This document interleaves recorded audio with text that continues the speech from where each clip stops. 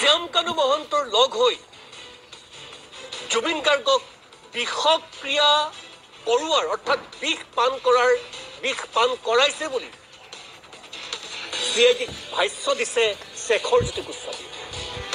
যদি এয়া সত্য হয়, গোটেইখিনি যদি সেয়া তেওঁ কোৱা কথা যদি সত্য হয়, তেন্তে জুবিন গাৰ্গক হত্যা কৰা হৈছে। এই মুহূৰ্তৰ বিগ ব্ৰেকিং নিউজ।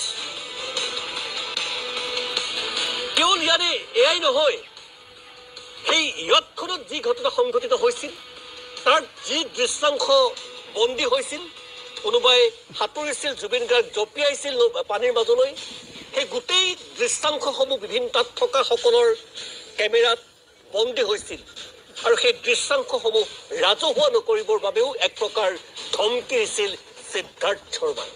এয়া আমাৰ কথা নহয়, শেখৰজ্যোতি গোস্বামী যিজন তাত আছিল, জুবিন গাৰ্গৰ অন্যতম বিশ্বস্ত সংগী, বাদ্যযন্ত্ৰী, যি এই মুহূৰ্তত CIDৰ জিম্মাত আছে, তেওঁ দিয়া স্বীকাৰোক্তিৰ অংশবিশেষ। CIDত শেখৰজ্যোতি গোস্বামীৰ বিস্ফোৰক স্বীকাৰোক্তি, সিদ্ধাৰ্থ শৰ্মাৰ বিৰুদ্ধে ভয়ংকৰ অভিযোগ, জুবিন গাৰ্গক বিষ পান কৰোৱাই হত্যা কৰোৱাৰ গুৰুতৰ অভিযোগ উত্থাপন কৰিছে শেখৰজ্যোতি গোস্বামী আৰু সেইমতে তেখেতে ভাষ্য প্ৰদান কৰিছে।